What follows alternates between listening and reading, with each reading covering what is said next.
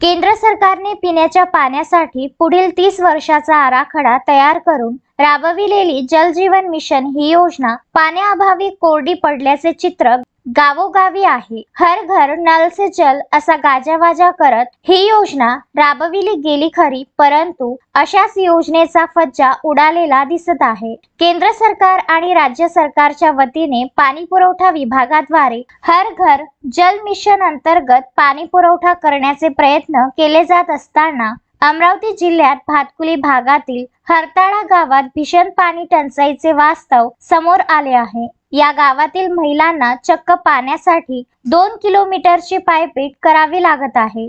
तसेच 2 किलोमीटर पायपीट करूनही या महिलांना गढूळ पाणी मिळत आहे। दरम्यान संकल्प शेतकरी संघटनेचे अध्यक्ष नितीन कदम यांनी सदर ठिकाणी भेट देत परिस्थितीचा आढावा घेतला। स्थानिक प्रशासनाने या पिण्याच्या पाण्याच्या समस्येबाबत कायमस्वरूपी उपाययोजना न आखल्यास नागरिकांच्या रोषाला सामोरे जाण्यास तयार राहावे अशा आशयाचे मनोगत कदम यांनी व्यक्त केले। सदर भातकुली भागात नागरिकांना सुरक्षित आणि पिण्यायोग्य पाणी पुरवण्यासाठी शासनाकडून विविध उपाययोजना करण्यात येत आहे। यात नळ पाणी पुरवठा विहीर, साधी विहिरीद्वारे पिण्याचे पाणी उपलब्ध करणे तसेच विंधन विहिरीद्वारे पिण्याचे पाणी उपलब्ध करणे अशा योजना राबविल्या जात आहे। या योजना आमच्या गावात राबवाव्यात अशी मागणी येथील महिलांनी व नागरिकांनी केली आहे। गेल्या कित्येक वर्षापासून भातकुली तालुक्यातील हरताळा गावात पाण्याची कठीण परिस्थिती आहे।